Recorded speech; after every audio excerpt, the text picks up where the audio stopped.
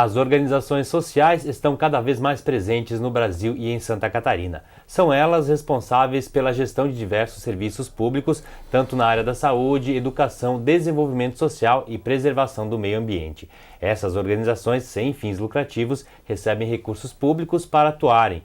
É inegável o papel social prestado por elas, mas em muitos casos falta transparência, principalmente com relação aos gastos. Esse é o assunto do Conexão Pública de hoje e quem vai falar com a gente sobre isso é o Léo Mauro Xavier Filho, do Instituto Wilson Groh, e o Anderson Giovanni da Silva, do Instituto Comunitário da Grande Florianópolis, o ICOM. Sejam bem-vindos ao nosso programa e obrigado pela participação. Nós que agradecemos. Obrigado. Para começar, eu gostaria que vocês falassem para a gente o papel de cada instituto, de cada organização social que vocês participam, qual o trabalho que vocês desenvolvem aqui em Florianópolis. O Instituto Wilson Groh, ele foi fundado há cerca de 3 anos e congrega hoje 7 entidades que há cerca de 30 anos fazem trabalhos comunitários, sociais na região da Grande Florianópolis. E são instituições que trabalham com crianças, jovens e adolescentes em áreas de vulnerabilidade, basicamente no contraturno escolar, e visa evidentemente poder, através das suas ações, dos seus projetos, quem sabe vislumbrar um futuro melhor para todas essas crianças, jovens e adolescentes. Anderson, o Instituto Comunitário também tem um papel voltado ao social aqui em Florianópolis. O ICOM é uma organização que atua na infraestrutura do setor social. Nós apoiamos pessoas, indivíduos, empresas que têm interesse em fazer investimentos na área social, em aportar recursos em projetos de desenvolvimento local e organizações de base comunitária que estão atuando, implementando esses projetos sociais para o desenvolvimento comunitário da Grande Florianópolis. Então nós conectamos esses dois públicos e mobilizamos e articulamos para que todos em conjunto possam contribuir para o desenvolvimento local aqui. Com relação à gestão dessas organizações sociais, por exemplo, são organizações que existem há muito tempo, como o Instituto Wilson Groh, há 30 anos, e que ao longo desse tempo elas precisaram aí se estruturar melhor, começaram a utilizar mecanismos, ferramentas da administração privada, inclusive. Queria que vocês contassem para a gente como é que foi essa evolução, que reflete um pouco das necessidades dos novos tempos. É verdade. Na realidade, nós não podemos deixar de entender que essas organizações, em que pese elas serem organizações sem fins lucrativos, ou seja, elas não têm receita própria, dependem de receitas de terceiros, do governo, da iniciativa privada, de pessoas físicas, na realidade elas estão num contexto social, estão no mercado, digamos assim. E elas precisam se estruturar frente a essas demandas, frente a essas exigências. Então o que se faz hoje no Instituto, e o Instituto basicamente nasceu com essa missão de criar uma certa sinergia entre essas 7 organizações, no sentido de com que elas pudessem ter perenidade. O objetivo do Instituto é aplicar um processo de governança corporativa nessas organizações, no sentido de dar a elas instrumentos organizacionais, gerenciais, que possam fazer com que a mística, que foi o grande elemento de formação, o grande ingrediente de formação desse trabalho, dessas organizações, possa se aliar de alguma maneira a práticas gerenciais, no sentido de fazer com que essas duas realidades possam, de forma comungada, fazer com que as organizações tenham a perenidade desejada e a concretude dos seus objetivos. Isso faz parte dessa inovação em governança que o Instituto vem experimentando aí nos últimos anos, né? É verdade, isso é prática. Nós estamos, como eu disse, fazendo um trabalho forte nesse sentido, porque existe uma verdade inexorável nas nossas vidas, As organizações permanecem e todos nós, as pessoas, passam. Então é fundamental que nós, gestores, nós, administradores, de qualquer tipo de organização, de qualquer tamanho de organização, tenhamos responsabilidade com a função das nossas empresas, para que elas possam ir além das nossas próprias existências, entendeu? Então, na realidade, o que se faz hoje no Instituto Wilson Groh é exatamente isso, dar sinergia a essas 7 organizações para que elas consigam, de forma sempre organizada, sempre estruturada, buscar cada vez mais e melhor a concretização dos seus desejos, dos seus objetivos. Giovanni, nos últimos anos vem se falando muito aí em transparência, tanto nas empresas privadas quanto nos órgãos públicos e também nas organizações sociais. Como é que você vê hoje as organizações sociais aqui em Florianópolis ou em Santa Catarina? Elas estão preparadas para essa nova realidade?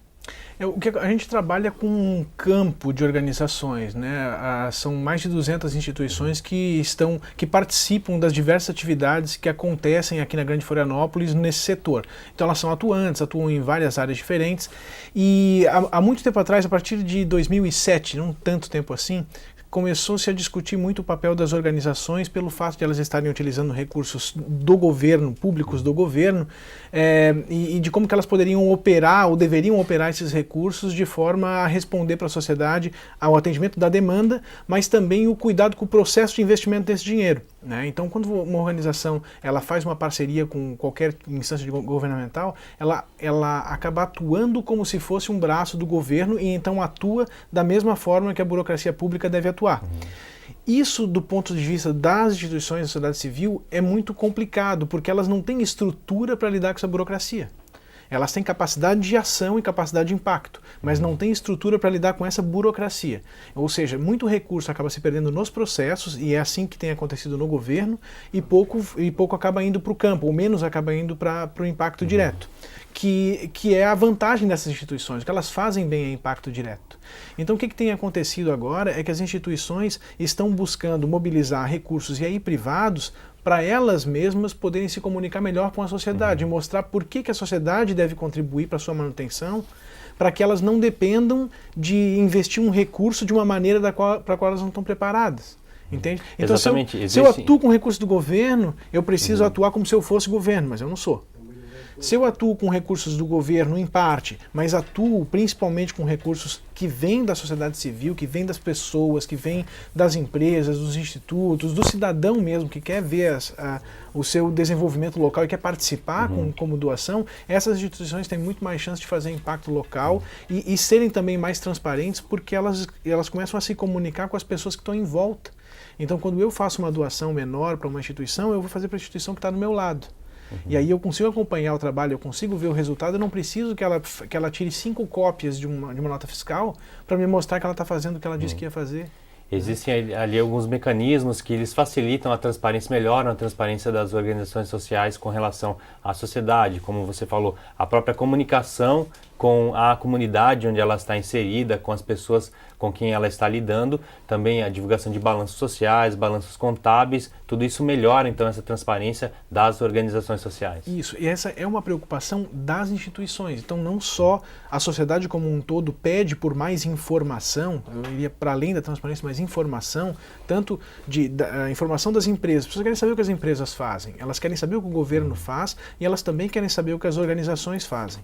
E as instituições então começaram a se preocupar com isso e se comunicar e criar estruturas para isso. Uma delas é o Portal Transparência, que foi criado por 30 instituições aqui da Grande Florianópolis, é inovador no Brasil inteiro, então agora ele está aberto para o Brasil inteiro, outras instituições já estão usando ele. O ICOM esteve à frente desse projeto. É uma iniciativa nossa, mas uma criação coletiva. Então nós buscamos incentivar as pessoas, as organizações que criaram, quais são os indicadores que vão lá, e assim, se você olhar o Portal Transparência hoje, você se espanta com a quantidade de informações que naquela época, em 2008, quando elas começaram a pensar o portal, elas insistiram em colocar. Então lá você vai encontrar quanto que as pessoas estão recebendo em salários, quanto que elas estão investindo nos projetos, quanto que investem na área administrativa, quem que aporta recursos, esses recursos são investidos em quais tipos de projeto e principalmente o impacto e o resultado de cada projeto. Porque às vezes você vê uma instituição que precisa mobilizar de 2 a 5 milhões de reais para fazer um trabalho importante aqui na Grande Florianópolis,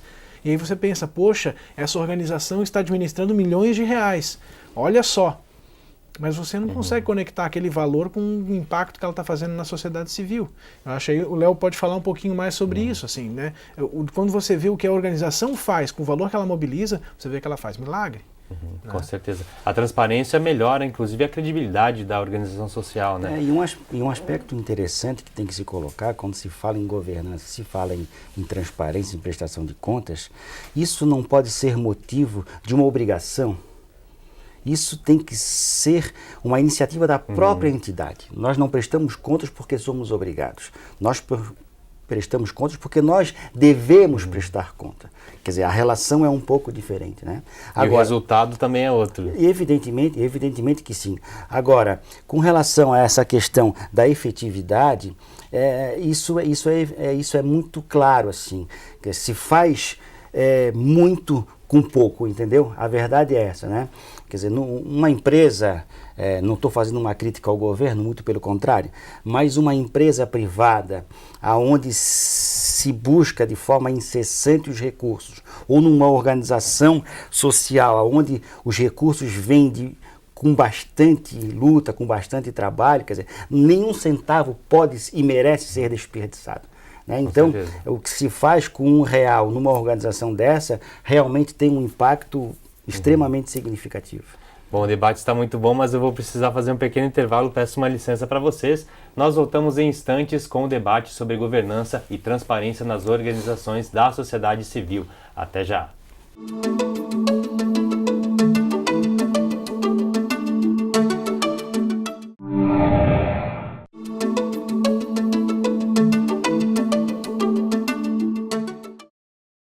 Estamos de volta, hoje falando sobre governança e transparência em organizações da sociedade civil. Aqui conosco o Léo Mauro Xavier Filho, do Instituto Padre Wilson Grau, e o Anderson Giovanni da Silva, do Instituto Comunitário da Grande Florianópolis.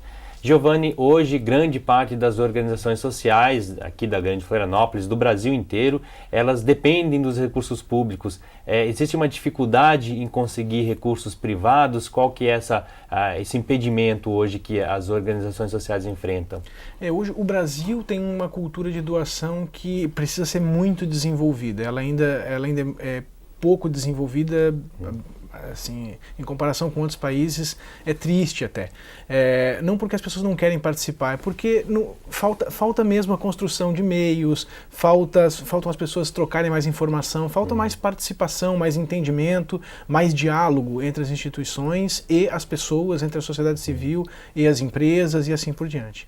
E aí o que acontece? Como você tem um subfinanciamento das pessoas, da participação cidadã, para executar trabalhos que de fato são trabalhos de corresponsabilidade com o poder público, justo, se faz convênio, né? E esses convênios, a maioria deles são com o poder público local. E aí educação infantil e uma série de situações que são responsabilidades locais. O que acontece é que as organizações elas não nasceram só para isso, elas nasceram para uma missão, elas nasceram porque elas fazem sentido numa comunidade, elas nasceram porque elas nasceram da intenção de um grupo de pessoas que nem sempre vão de acordo com uma política pública que pretende atingir uma massa, né?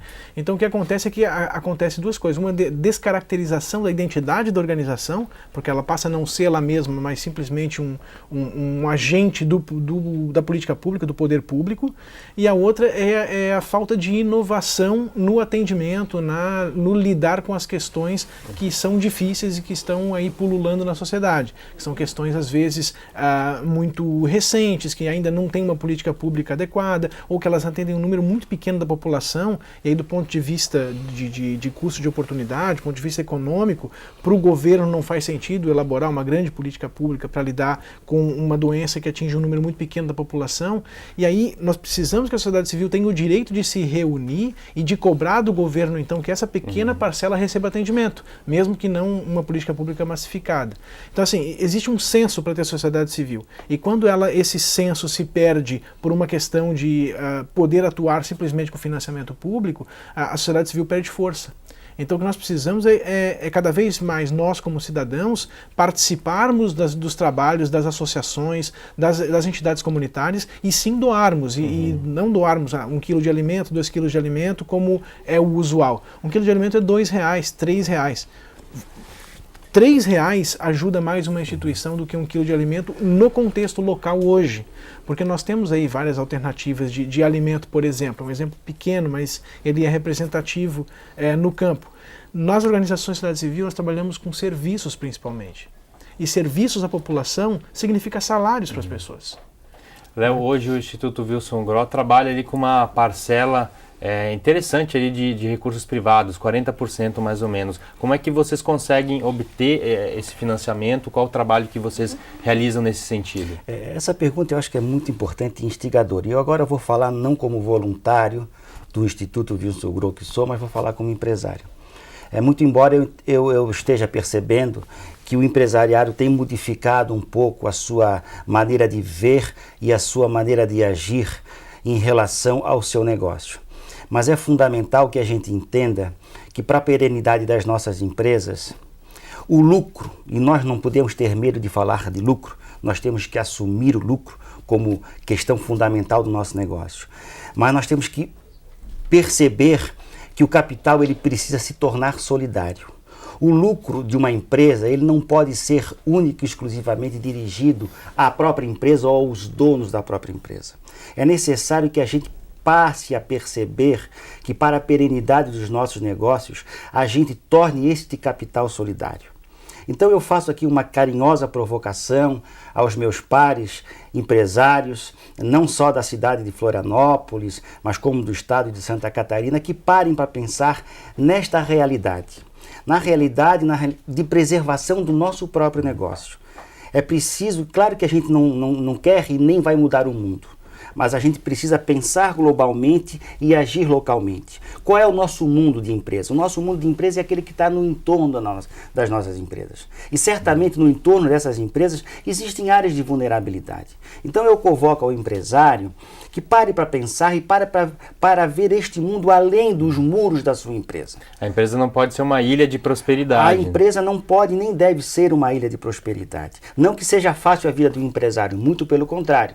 A vida do empresário é muito difícil, né? Mas eu sei que nós pagamos os nossos impostos e fica muito fácil dizer, eu já paguei o imposto, esse problema agora é com o governo. Não é do governo, esse problema continua sendo nosso. Até porque os problemas da comunidade também influem, eles atingem as empresas. Então essa questão da participação da iniciativa privada, ela é importante demais para estruturação e para organização da sociedade civil, como acabou de falar o Anderson. Então eu acho que isso, apenas para finalizar, essa é a grande reflexão que eu deixo a todos nós empresários, que passemos a pensar exatamente neste contexto da responsabilidade social. Anderson, está em tramitação no Congresso Nacional o marco regulatório das ONGs, das organizações sociais. Esse marco é uma reivindicação das ONGs e quais são as principais mudanças, modificações que esse marco trará nessa área? A última grande mudança que a gente teve na legislação sobre o setor foi no final dos anos 90 com a lei das OCIPs. Desde então, apesar de muito diálogo, pouco se tem feito com relação a marco regulatório. Existe um grupo hoje de organizações que aí envolvem centenas de instituições da sociedade civil numa plataforma que chegaram a 9 pontos importantes para o melhor funcionamento das parcerias entre governo e organização da sociedade civil, e esse grupo está discutindo com a Secretaria-Geral da Presidência da República já há vários anos. A partir daí, tem algumas propostas que envolvem um melhor relacionamento entre organizações e governo, uma melhor forma na prestação de conta para manter o controle e manter a possibilidade de ação sem ser um ente público, algumas ideias sobre os incentivos fiscais também estão envolvidos ali, e aí outras propostas de outros deputados, inclusive parlamentares catarinenses, estão indo na direção de buscar também regular, controlar ou fiscalizar os gestores das organizações da sociedade civil. E aí, assim, são questões de uma extensão ou um equivalente da lei de ficha limpa para uma organização da sociedade civil que vai atuar com recursos públicos e tudo mais. E são questões, assim, discutíveis no sentido de que elas podem tolher a liberdade das pessoas de se encontrar ou de se associarem, ou no sentido de encarecer o controle ao invés de destinar os recursos para quem realmente precisa. Então, existem circunstâncias que são importantes aí, e nós precisamos entender que a sociedade civil, as organizações da sociedade civil precisam sim responder para a sociedade, não porque é um dever delas, uma obrigação legal, mas porque é só assim que elas mantêm uma relação legítima, clara, transparente e que elas possam, que a sociedade entenda que elas fazem sentido. Então a transparência nas organizações é uma coisa que deve ser uma prática de gestão, uma prática de buscar a sustentabilidade, a perenidade e não um instrumento legal. Agora, os instrumentos legais nesse sentido precisam ser avaliados com cuidado porque eles podem tolher a liberdade de associativismo. E aí nós começamos a criar um estado de polícia e que pode ser perigoso, né? Então é preciso ter bastante cuidado. A própria lei da ficha limpa para os políticos também precisa ser olhada com cuidado, porque você tem às vezes determinados grupos políticos que se processam entre si para inviabilizar candidaturas, enquanto que você vai saber 3, 4 anos depois que a pessoa não era culpada. Então são questões que precisam ser analisadas com bastante cuidado, né? Agora, no nosso caso de marco legal, tem algumas perspectivas aí de ter um novo marco regulatório, mas eu olho com um pouco de ceticidade. Eu acho que isso vai demorar um pouco para acontecer por questões de falta de prioridade, talvez, na agenda política nacional, do ponto de vista do governo. Mas do ponto de vista das instituições, existe um grande movimento para que esse marco regulatório se mantenha, se estabeleça logo. Vamos torcer para que esse debate avance e gere bons frutos. Felizmente o tempo do nosso programa chegou ao fim. Agradeço muito a participação de vocês aqui hoje. Muito obrigado. Obrigado. E o Conexão Pública vai ficando por aqui. Na semana que vem nós traremos novos assuntos sobre a administração pública. Até lá!